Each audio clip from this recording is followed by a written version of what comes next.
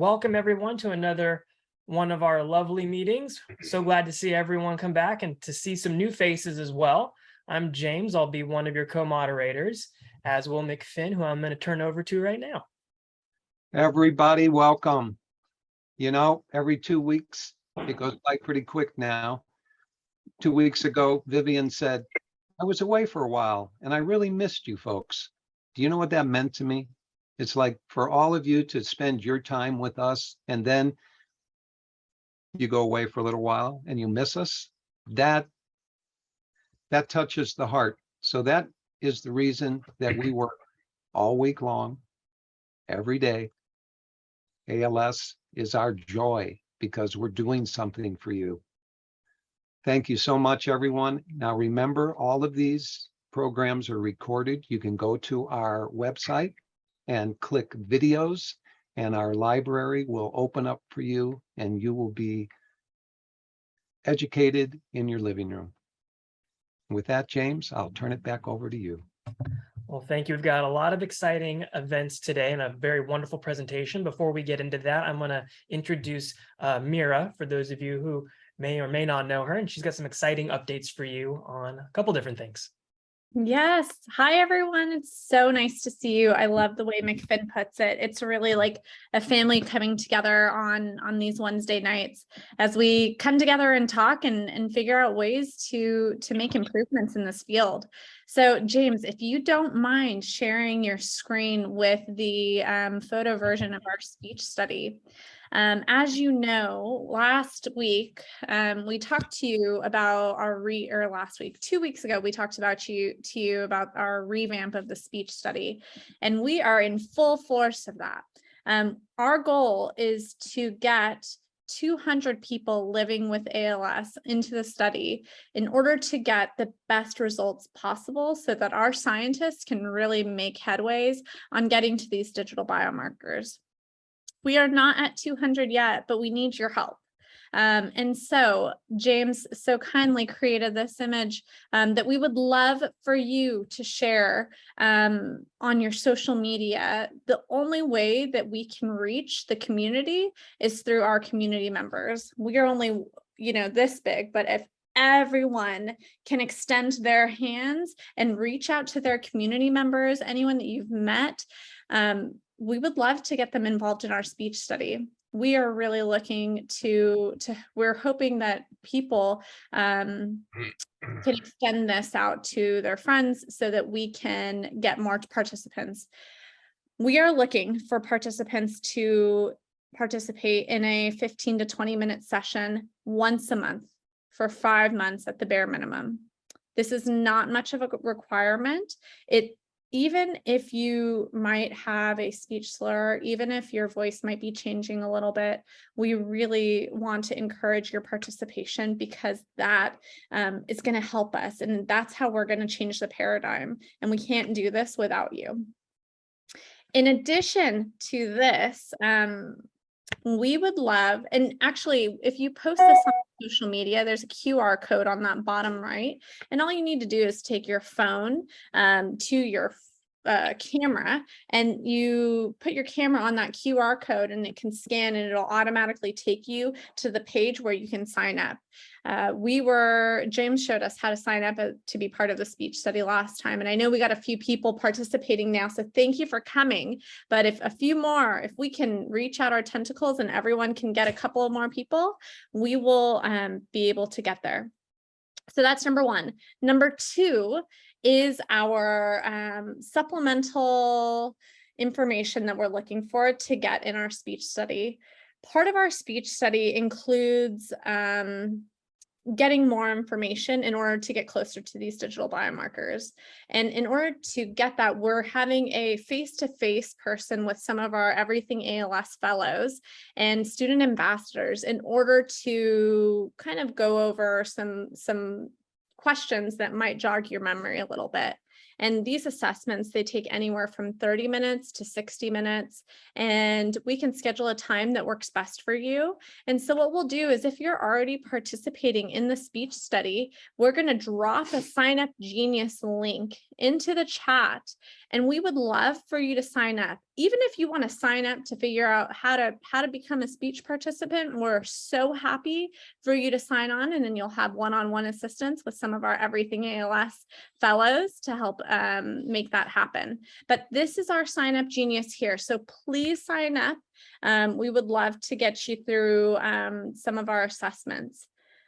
If anyone has any questions for myself, for James, for Indu, for any of our Everything ALS McFinn, I would love to answer them here. So please type them in, or you can save them till the end.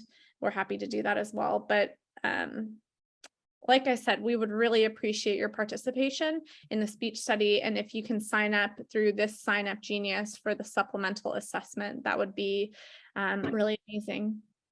All right, well, I will hand this back over to James so he can introduce our amazing speaker that we have. I won't hold you guys any further from that. So without further ado, James.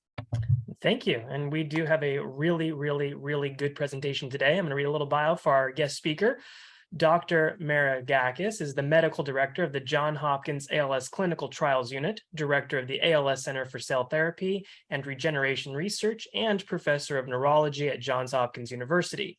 A common theme to his research has been in the study of the astrocyte biology and its role in disease pathogenesis, with a particular emphasis in how astrocytes may contribute to amyotrophic lateral sclerosis. His laboratory, in collaboration with others, has been interested in the development of induced pluripotent, hoping I'm saying that correctly, stem cells from ALS patients. His laboratory has created numerous iPS cell lines from familial and sporadic ALS patients, as well as controls. His current efforts have been to characterize iPSC-derived motor neurons and astrocytes, both in vitro and in vivo, with an effort towards understanding disease mechanisms, in particular modeling ALS disease heterogeneity with regard to disease progression. Dr. Maragakis has also been heavily involved in clinical research as the principal investigator, site principal investigator, or co-investigator of numerous clinical trials in ALS, many coordinated by the Northeast ALS Consortium, on which he has served as an executive board member and currently a member of the Scientific Advisory Board. And with that, I would like to personally welcome Dr. Maragakis. Thank you very much for the introduction. I really appreciate your inviting me today, and I'm really looking forward to talking to you. I'm going to go ahead and share my screen. Hopefully everyone can see that. Yes? Perfectly. Terrific. Well,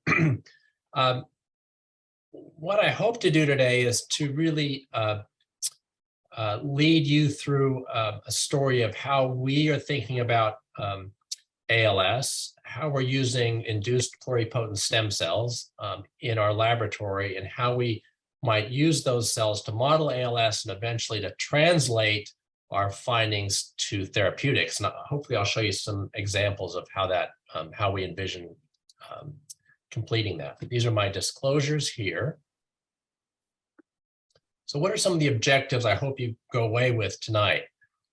First of all, what are the current limitations in modeling ALS for the purposes of understanding disease and developing therapeutics? And how can human iPS cells, and I'll explain what an iPS cell is, how can these offer a potential improvement on the current state of drug discovery? What are the interactions amongst diverse cell types in the central nervous system that result in the development of ALS? What is the role of astrocyte hemichannels in disease progression? How can iPS cell-derived astrocytes from ALS be used to understand this hemichannel biology? And what is the therapeutic potential of blocking these astrocyte hemichannels? So if we start really with an ALS classification, I know the audience is diverse, and so I'm going to, but also a smart audience. So I'm going to take you through a bit of a story. But as many of you know, the vast majority of patients, can you see my arrow? I hope you can. Yes. Have sporadic ALS. That is, there's no necessarily familial component.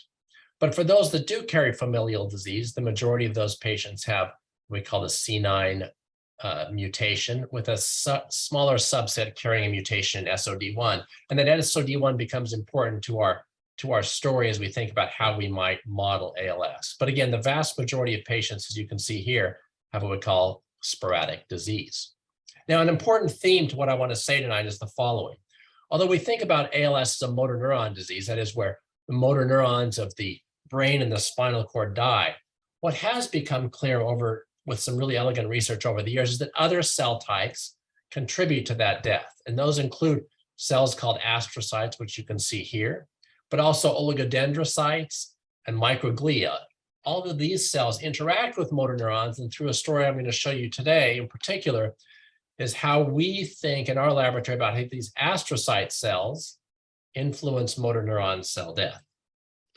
Now, this image here, I put up not so much to intimidate the group, but just to show how many different potential pathways were thought to be involved in ALS pathogenesis.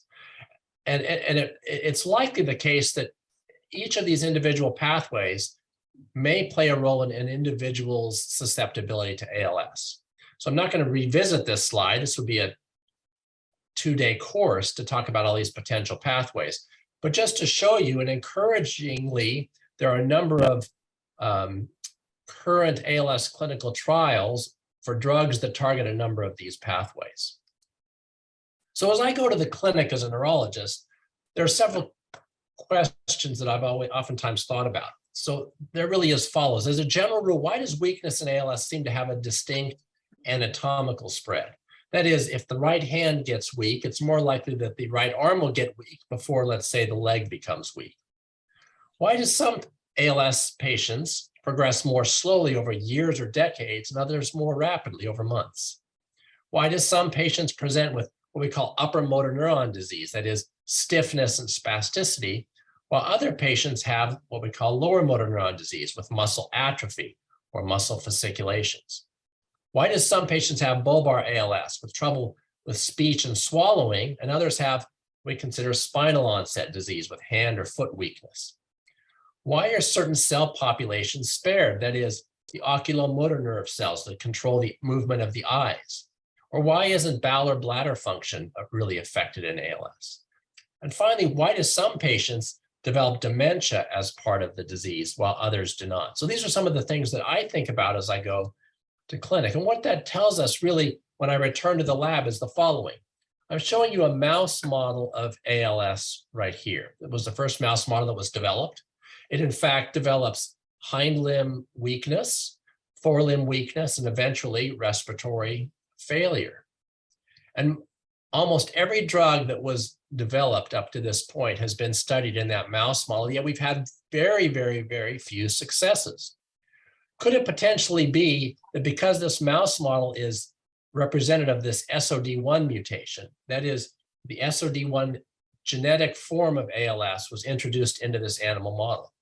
Well, what about the other 90% of ALS patients who have sporadic disease? How do we learn about those patients, and how do we use models to understand more about ALS in those patients? Well, there are now another variety of models that aid in our understanding of ALS. We have mouse models that I just showed you. We actually have a worm model of ALS called C. elegans.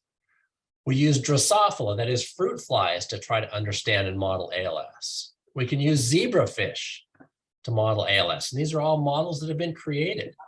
Cell culture, which I'm going to talk to you today, and finally, even yeast models of ALS have been used to try to understand disease mechanisms.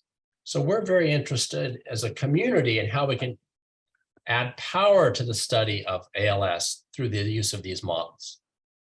So if there's such phenotypic heterogeneity, that is, patients look so different in ALS, are all mechanisms of neuron or motor neuron degeneration similar? And are there opportunities to use human iPS cell-derived cells, neural cells, to address this ALS heterogeneity, that is, address the differences in the way patients look for ALS? So the first question really is, what is an induced pluripotent stem cell? And again, I know that many of you probably have heard this term and know about it, but just for the sake of kind of closing the loop, an induced pluripotent stem cell comes from a patient, and it can be taken from blood or skin cells or any other cell type of the body. Those cells are then introduced to a 4 different factors that turn them into iPS cells. And those iPS cells can then become really, at this point, any cell of the body. They can become nerve cells, muscle cells, liver cells, etc. And this was really discovered in 2006 by a fellow named Shinya Yamanaka, who published this real seminal paper in 2006. And he was, through describing this factor to reprogram cells, really changed the landscape, not only for ALS, which I'm going to talk to you today about, but really the entire landscape of medicine. So much so that he won the Nobel Prize in Physiology or Medicine in 2012, which is a very short time frame for people to have won the award. In other words, from 2006 to 2012 is a short time in the field of research. So I show this image just to remind myself and to remind you that ALS is characterized not only by the loss of spinal motor neurons, that is the nerve cells of the spinal cord, but also from the degeneration of some of the nerve cells of the brain, that is what we call the upper motor neurons. And those of the spinal cord are called lower motor neurons. So it's a combination of loss of both of these cell types. So that's important because it adds a level of complexity.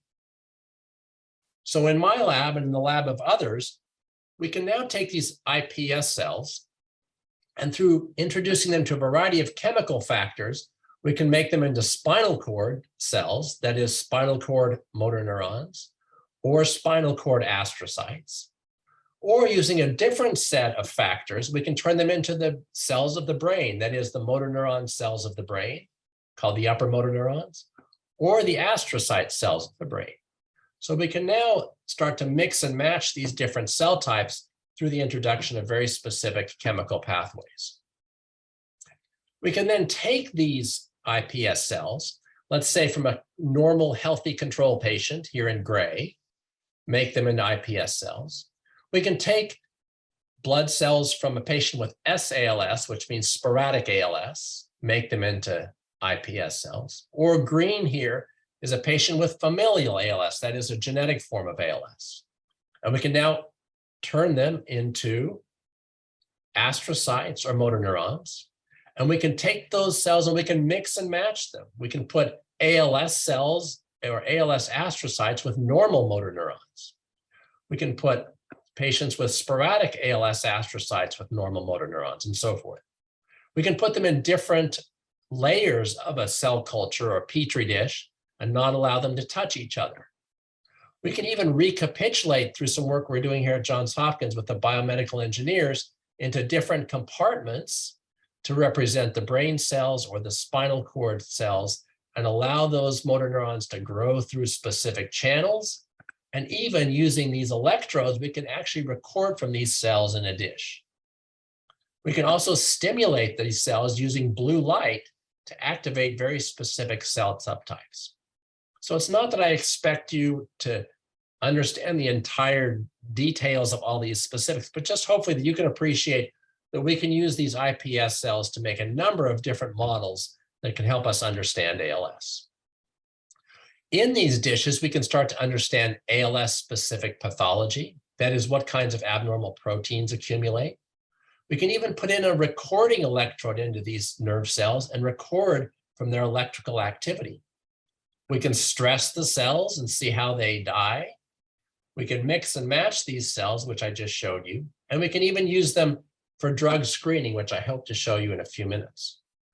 So these kinds of ideas aren't fantasy. This isn't science fiction. In fact, colleagues of mine, including Brian Wanger and colleagues, published this paper a number of years ago, where they took ALS motor neurons from a patient here in red, and they compared them to normal motor neurons. And in fact, they discovered that those red ALS motor neurons were hyperexcitable, overactive. And so Brian asked the question, are there any drugs that could quiet those cells down? And he found a drug called retigabine, also goes by another name, ezogabine, could quiet those cells down. And so he went on to try this drug, also known as Potiga, which was used for epilepsy. He went on to try that in ALS patients and to say in ALS patients, could he quiet down the electrophysiological activity of the brain and spinal cord? And in fact, he published this very nice paper just a couple of years ago, showing that this same drug called ezogabine, retigabine, could actually reduce this motor neuron hyperexcitability that he found in iPS cells. He demonstrated that he could do the same thing in patients. So this isn't science fiction. It has been demonstrated. This drug is going on to be for further development. And it's with this in mind that my laboratory has asked the question, how may astrocytes, these other cells of the brain, contribute to motor neuron death and ALS pathogenesis? So here's just a reminder slide that these astrocytes interact with motor neurons. They envelop them, they interact intimately with them. How might they influence motor neuron cell death?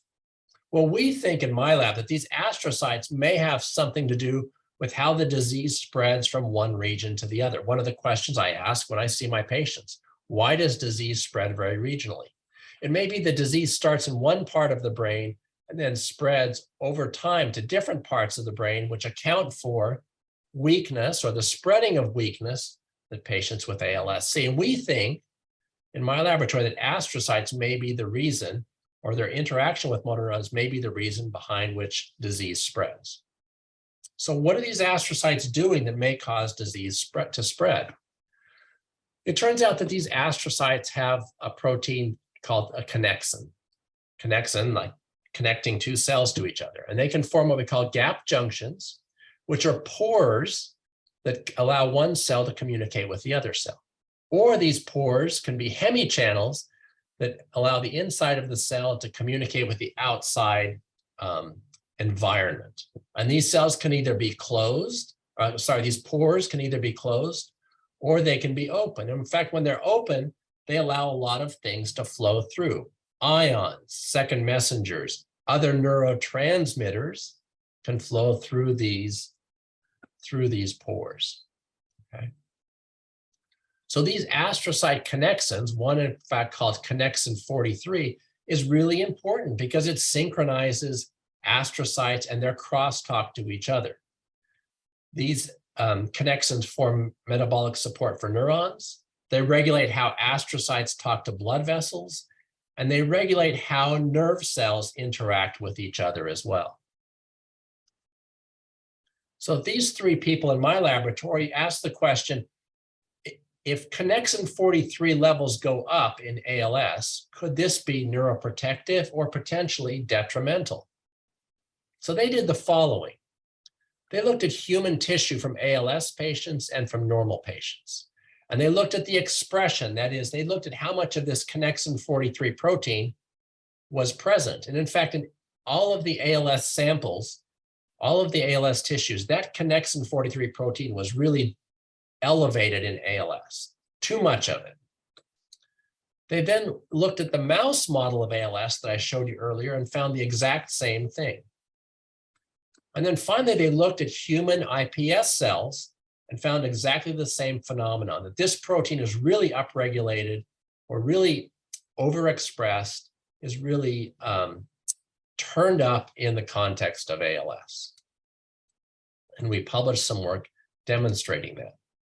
So with that in mind, we asked the following question. Can we use human tissues, animal models, and human iPS cells to more accurately predict in patients with ALS, with all the different presentations, all the different parts of the body that are affected, can we predict which parts might be affected and improve our success as we think about developing drugs? So this is what we've found with regard to this particular astrocyte protein. That in fact, if we took ALS human brain and spinal cord, that the levels of this protein were super high in both the motor cortex and the spinal cord of the patients. And in fact, when we looked at spinal fluid from ALS patients, that the spinal fluid had higher levels of this astrocyte protein as well. So now maybe many of you have had a spinal tap or a lumbar puncture. So we can see that in ALS, that protein is too high. And finally, much like I showed you earlier, when we looked at astrocytes from patients who have ALS, that in fact, those same levels of those proteins were elevated. So now I've shown you evidence in human tissues, human spinal fluid, and now in iPS cells that that protein is too high. So in my laboratory, we said, well, if it's too high, let's go back to the bench and say, can we use iPS cells to model what's happening? So if we revisit this, we took astrocytes from ALS patients here in green or in orange, and we put them together with normal motor neuron cells. And here's really the power of these iPS cells. We had several patients who served as controls. So these are normal, healthy individuals. We took some cells from patients with sporadic ALS who had slow progression, some with rapid progression, and some with a more typical progression of disease. And we also took patients with familial forms of ALS from SOD1 mutations. So hopefully what you can appreciate is rather than using one mouse model for ALS, we can now mix and match with a variety of ALS patients. These are real human tissue samples from a variety of patients with a variety of disease courses, all right? And we can do this all in a dish. And in fact, we can culture them together and we can record from them electrophysiologically. So just like I showed you before, we made astrocytes from these patient cells, and we made motor nerve cells from these patient cells. Now, this looks like a lot of highly technical information, and it can be overwhelming, but I'm going to guide you through some very simple ideas here. When we put these cells, astrocytes from ALS patients with normal motor neurons, what happens? The astrocytes from ALS patients here in green killed motor neurons. They reduced them to about 40%, 20 to 40% here in light green. If you took patients with sporadic ALS astrocytes, you also saw a reduction in the number of motor neurons. So suggesting that ALS astrocytes are killing normal motor neurons. They're killing normal motor neurons. And we could use this mix and match strategy to culture them together or even on separate layers. And what these separate layers told us was that astrocytes were probably secreting something into the fluid that was killing motor neurons, okay? So with that in mind, we asked the question, we now know that astrocytes are killing motor neurons, and we proved through some experiments that I won't show you for the sake of time that this connexin 43 protein seems to be the culprit or a culprit that's contributing to motor neuron cell death. So we went into the literature and said, are there any drugs that can plug that pore, that can block the effect of this connexin 43 protein in astrocytes? And in fact, we found this drug called tenabercept. Well, why was tenabercept interesting? It had been used in migraine a number of years ago. So it's given by mouth once a day. There were actually 4 large studies in migraine. And while it didn't work so well in migraine, probably because it was too hard to be absorbed in a fast enough way to affect migraine pain, it did have an effect on migraine aura and was safe and well tolerated.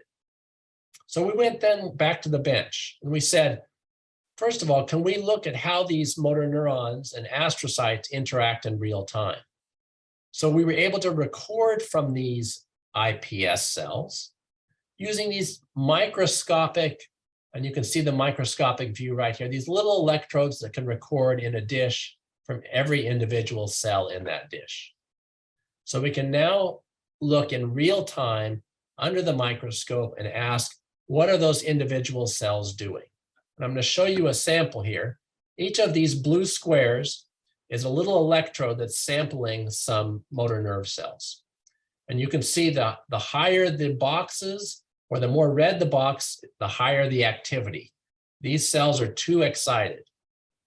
If you add this drug I just told you about, called tenabercept, you can see, I hope, that the amplitude or the size of these boxes is really reduced.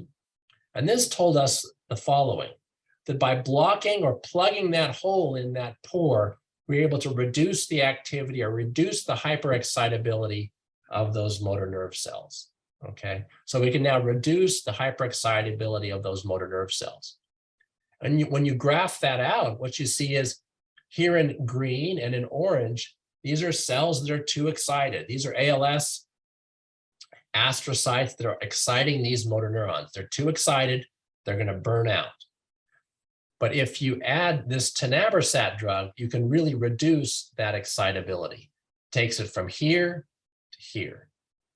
And in fact, if you add tenabersat, this drug, onto these cultures for a period of 3 days through this very important therapeutic window, you can also improve the survival of the motor neurons. You could take it from here to here. So this was exciting to us because this suggested that adding this drug in a very specific window in time reduces the hyperexcitability of these nerve cells.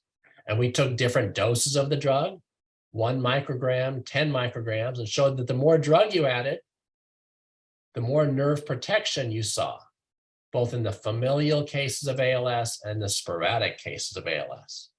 All right, so we can do this now in a dish using human iPS cells.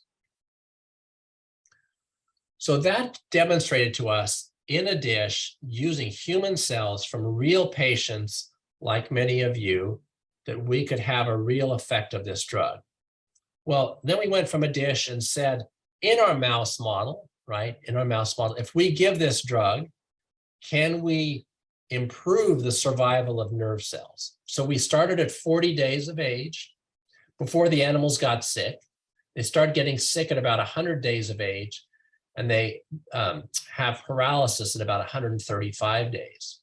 So if we give this drug very early on and then sample the spinal cord at 100 days of age, what happens? Well, I'll draw your attention using this red box to the following.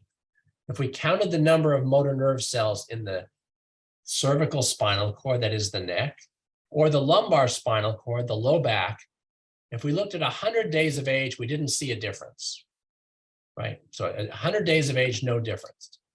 But if we looked at the end stage, we actually started to see now nerve protection, both in the neck cells, the cervical spinal cord, as well as the lumbar spinal cord. So much like our model in a dish predicted, there's a very specific window by which this drug might be effective. And what is that window? That window is after the disease starts. And I told you our hypothesis was that astrocytes contribute to disease, we believe, contribute to disease spreading. And this drug, we think, confirms that. That is, the effect is not at the onset of disease, but the effect is when the disease starts to spread. So we said, what happens if we give the drug when the disease starts, much like we might have predicted? Well, this is what we saw. Again, I'll draw your attention to this. If we gave the drug right when disease starts in these ALS mice, just like we might have predicted, we started to see nerve cells protected in the spinal cords of these mice. We didn't see dramatic effects in the survival of these mice, and I'll tell you there's some subtleties there, but primarily because we think that these mice are, the progression of their disease is just too fast to get a robust enough effect. But nevertheless, hopefully I've been able to show you that what we might have predicted in human cells in a dish was now demonstrated in these animal models. So this is what we think happens. In a normal brain or in a normal spinal cord, these astrocyte cells, you can see here in green, have some of this connexin 43 protein, and this is a normal motor neuron. Something then happens to initiate the disease in the brain and the spinal cord, making these astrocytes angry. And how do they get angry? Because microglia, these inflammatory cells of the brain, start to release signals, and they release signals that make these astrocytes angry or activated. And when they get activated, these hemichannel pores open up and they start to release things.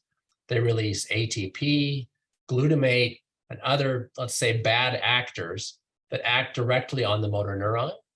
But they also feed back to these microglia to make them even more angry. So there's a feedback loop. And finally, they also make astrocytes release things called cytokines and chemokines.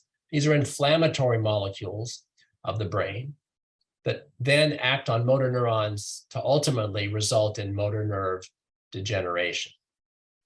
So this feedback loop between astrocytes and microglia, astrocytes and motor neurons, all serve to inflame the brain, if you will, through the, at least in part, through the overactivity of this protein called connexin 43. And in fact, if we block this connexin 43, hopefully you can appreciate how we've been able to slow that effect down. So this is what I would tell you. That in fact, connexin 43 expression is increased in human ALS tissues and the mouse ALS model, and in a regionally specific way. And this phenomenon can be seen in these human iPS cell-derived astrocytes from both sporadic patients as well as patients who carry familial forms of the disease. This connexin 43 hemichannel goes to the membrane, it's increased in ALS, and the motor neuron toxicity by these ALS astrocytes appears to be mediated by this connexin 43 hemichannel. And we demonstrated this using these hemichannel blockers. This hemichannel toxicity doesn't appear to be specific to motor neurons because other neuron cell types are affected as well. And so one can imagine that in addition to strength motor neurons being affected, other cell types, including potentially cells that affect thinking functions, may be affected as well. Tanaversat is a small molecule with known CNS penetrability. That is, we know it gets into the brain and spinal cord. It has an excellent safety profile. It blocks these hemichannels that I showed you. And we can show that it blocks them electrophysiologically. And over the long term, it can protect those nerve cells from that toxicity. And finally, chronic treatment of the ALS mice with this drug provides neuroprotection during the symptomatic phase of the disease. And importantly, connexin 43 can be measured in the spinal fluid, and we wonder whether it might be a biomarker of the disease. So I've shown you how these iPS cell platforms, I hope, at least in our laboratory, how they can be potentially used for drug discovery and for understanding disease mechanisms. Where do we go from here as a community? One of them is through Answer ALS. This is this individualized initiative for ALS discovery through a number of different partners. And the idea really is this. Thus far, we've collected blood samples from 1,000 patients, 1,000 ALS patients, as well as healthy controls. So we have blood from these patients. We took blood and we, through Answer ALS, we've been collecting clinical data to ask what makes patients unique. What makes a patient with trouble speech and swallowing different from a patient with hand weakness? We sent blood to the New York Genome Center to ask, are there new genes that we can discover, and how can we correlate those genes with what we see in patients? We sent blood to Cedars-Sinai Medical Center, where these blood cells were then turned into iPS cells and subsequently can be made into motor neurons, or in my laboratory can be made into astrocytes. We then took blood and sent it to Mass General Hospital to be part of a blood biobank to say, can we discover biomarkers like the protein I showed you? Can we discover new biomarkers for ALS? And all these then are subsequently put into a big black box, as far as I'm concerned, where investigators can put all of these analyses together to try to understand whether there are new ALS relevant pathways that we can target. So hopefully what I've been able to show you today is a very specific pathway in my laboratory that where we've been able to leverage the use of iPS cells to potentially discover new drugs and to apply them to therapeutics. Now, I've talked to you about iPS cells. It's not entirely straightforward. There are challenges that we do face with regard to these cells. how closely do these iPS cells recapitulate what's going on in the brains of our patients? How well do these iPS cells recapitulate disease mechanisms? Do these ALS gene mutations represent the disease as a whole? And how can my laboratory be sure that what's being done in a laboratory in California is the same? How well can data from different laboratories be reproduced? How many patients or how many patient iPS cells are necessary for adequate sampling size? Just like we don't give drugs to one patient and say, oh, we've discovered a new drug because it worked in one patient. We need probably lots and lots of patients or iPS cells from lots of patients to be confident that what we're seeing is real. And finally, can the process of obtaining and culturing iPS cells be scaled up? My laboratory works with maybe half dozen to a dozen cell lines at a time. And it's an expensive process. So can we do this in 20, 50, 100 cells? That remains to be seen. So what I've shown you today, these are the members of my laboratory who've been working on this model and other models of ALS that we hope can be useful. We have collaborators not only at Johns Hopkins, but elsewhere. We have a number of iPS cell studies going on with investigators both nationally and internationally, and we actually collaborate quite closely with our ALS clinical trials unit at Johns Hopkins. And of course, this work doesn't go on in isolation. It takes enormous resources, and these are our funding, our funding organizations. So I will stop there before I lose my voice. And thank you all. Well, thank you for that presentation. That was extremely informative, and we had quite a lot of questions asked for you. So I'll let you wet your whistle there before we jump into that. I, along with our student ambassador, Declan, will be asking the questions, and I'm going to kick it off with our very first one.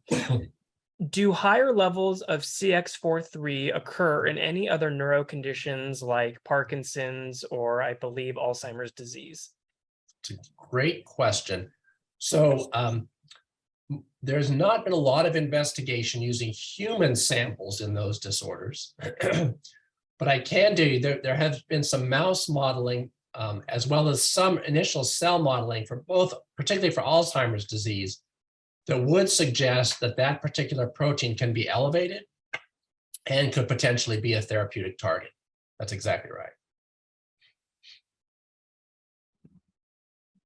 Yeah, and the next question is, will the levels of protein CX43 the same level of elevation in both sporadic and familial cases?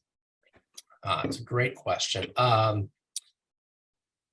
We don't know. When I say we don't know, we probably don't have enough samples from enough patients to be able to say whether it's higher in some levels than others.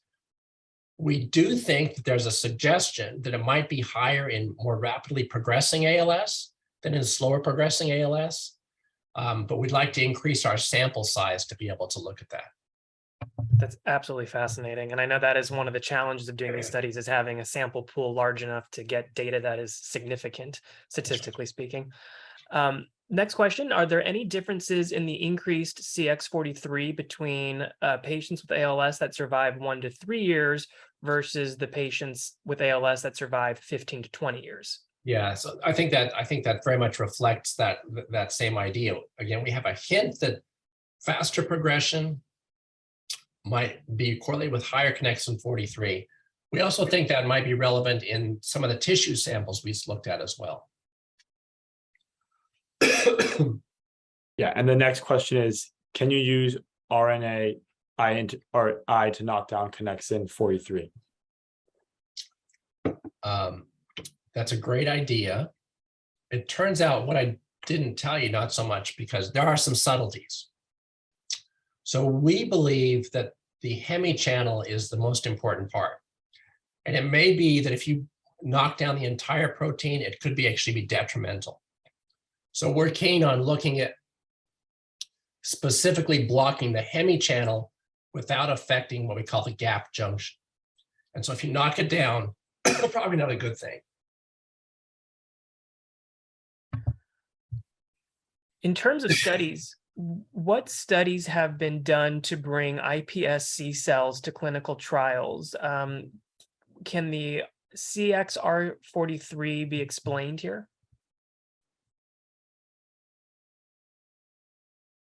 I think when you say bring iPS cells to clinical trials, do you mean through transplantation studies? I guess. Boy, yeah, let's discuss that. Can it? Yeah, that's a great point. I don't think transplantation is ready for prime time. My laboratory spent a decade thinking about stem cell transplantation. We have now pivoted to using these iPS cells for drug discovery and for mechanisms. I just don't think the technology is there where stem cell transplantation, as we've been thinking about it, either with astrocytes or motor neurons, I just don't think the technologies are quite ready. What differences in ALS, if any, are there between animal subjects with ALS and patients with ALS? Can you repeat that question? Yes. What differences in ALS, if any, are there between animal subjects with ALS and patients with ALS? There are some similarities. We use the animal model still because motor neurons die in animal models and humans. They develop weakness in the limbs, like animals and humans. A lot of the responses from other cell types like microglia and astrocytes are the same between mouse and humans. We know the mouse models have breathing dysfunction like we see in humans. So there are some correlates between the amongst the models. So it's not a perfect mirror, but we do think that the mouse can be used if the right questions of the mouse model are asked. And that's why we now we use the mouse model in parallel with the human iPS cells, and we and others have used fruit fly models and worm models. I think the more we can use these models together, hopefully we can be smarter about which drugs to choose. Speaking of drugs, that segues right into the next question. Why is the drug tonabersat, if I'm pronouncing that correctly, not offered to patients? Would it be too late to administer when symptoms are advanced? So I don't know the answer as to what. I would believe that the best time to give the drug is during the symptomatic phase of disease. How late? I don't know. I don't think anyone does. We are still working on having the drug manufactured through a lot of, the drug was studied a number of years ago and subsequently was not pursued further for the use of migraine, for example. So it's not a drug that we can just pull off the shelf. We and others are very interested in resynthesizing the drug then for further study. I wish it were an FDA approved drug that was used for something else. Let's say that we could just pick off the shelf and give to patients. I would love that. Make it so much more quicker. Unfortunately, we have had to now take a step back and say, now can we synthesize that drug for patients? The drug that we get through is for laboratory use only. In other words, it's not pure enough to give to people. Is there room for improvement for tonabersat through medicinal chemistry modification? Boy, these are right down the middle. Absolutely. So we're working with the Johns Hopkins Drug Development Program. Can we tweak that molecule to make it more effective? Can we use it to cross the blood-brain barrier even more effectively? Yes, so through the medicinal chemistry, we and others are interested in seeing how we could potentially tweak that drug. I know you've dealt with the study of stem cells in the past, and so as a general kind of question, what are your thoughts on stem cell treatment, and how can one receive stem cell treatment, and does insurance usually cover said treatment? So I think, so I guess the first thing I would say as a neurologist, because this question comes up a lot, is all stem cells are not created equal. So we use the term stem cells. There are stem cells that can make astrocytes. There are stem cells that can make motor neurons. There are stem cells that can be taken from the bone marrow and given. Those stem cells are all very different. So stem cells are not the same, number one, and they act very differently. So to be clear, I don't think that there's a program or that there would be any claims currently that there are any stem cell transplantation strategies that can improve patient function, just to be clear. So I think there are some strategies being investigated that could help slow disease progression.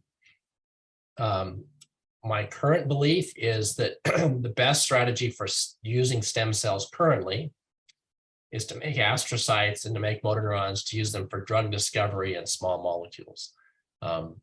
I would tell you one of the things that makes me most excited about this field is that there are so many potential small molecule drugs that are being used in ALS that I think are really exciting and speak to a number of those different targets I showed you on one of those slides. So I've also given talks about all the different drugs and all the different targets that I think are really exciting. All right, cool. Next question is, have you tested other ALS drugs, either experimental or on the market, to help validate the iPSC method? The answer is yes. We, at least in my laboratory, we're not at the point where we can do this on a large scale.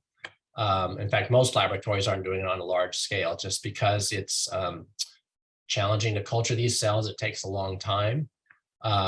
But yes, we are actually working with a couple of pharmaceutical companies on some novel drugs in our platform that I just described to you today. Always moving forward.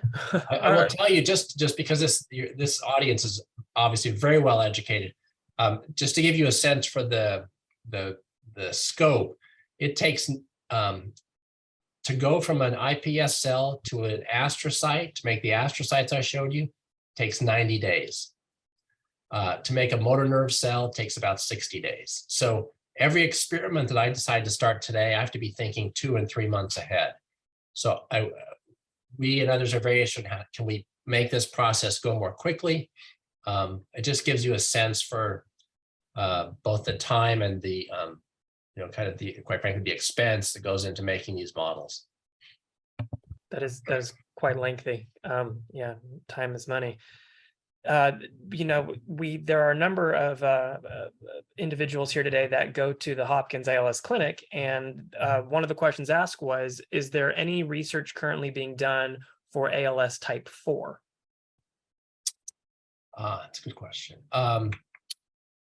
So for ALS 4, it's a small subset of our patients. To my knowledge, there are no specific drugs targeting ALS 4, type 4.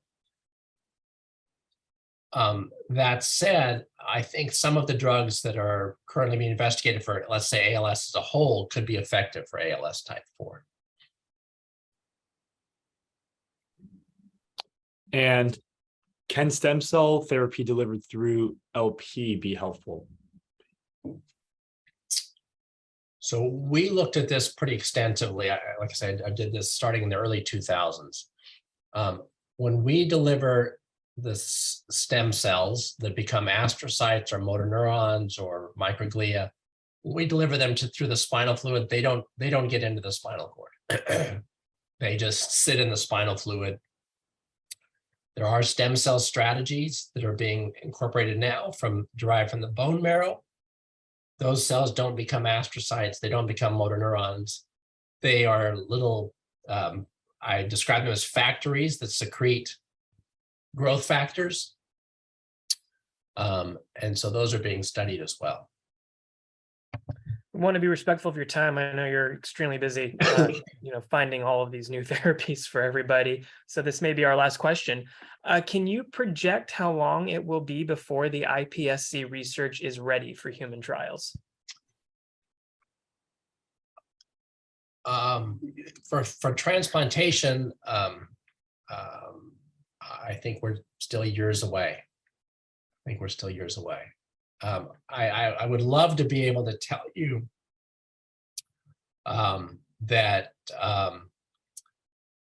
that transplantation through direct injection, let's say, was months away or something like that. But just as I explained before, my work has pivoted to using them for drug discovery because, quite frankly, I think we're more likely to have drugs that are effective in stopping disease or even regenerating disease than we are to transplanting cells that will be that will do better than that.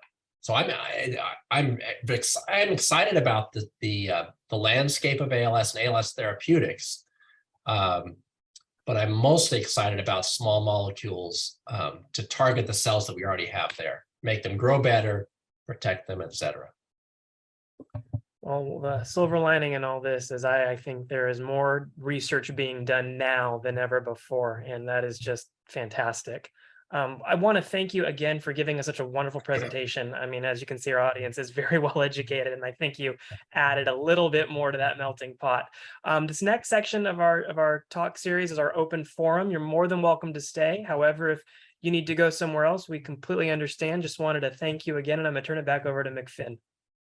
And I'd like to just say, Doctor, how did you like our reception to you today? How did you feel that our people could feel what you were giving, that they could understand? Well, so first of all, thank you again for the invitation. I always enjoy talking to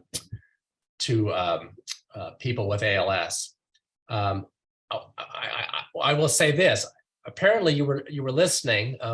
I was a little worried when I looked at my slides because I'll tell you, I use many of these same slides when I give talks to scientists. And so what I could tell from the questions was, I think that you were both listening and were pretty savvy with the questions you asked. So it was a terrific experience for me. I'm sorry I lost my voice, but yeah, so it was a terrific experience. Thank you.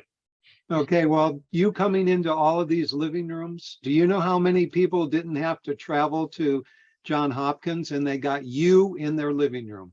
So that's a win-win. Well, you're certainly always more than welcome to visit Johns Hopkins. We love taking care of patients with people with ALS, and anyone is always welcome to visit Baltimore in September. But otherwise, I'm glad to be able to come into your living rooms. All right. Thank you so much, Doctor. We really appreciate it. Thank you all. We call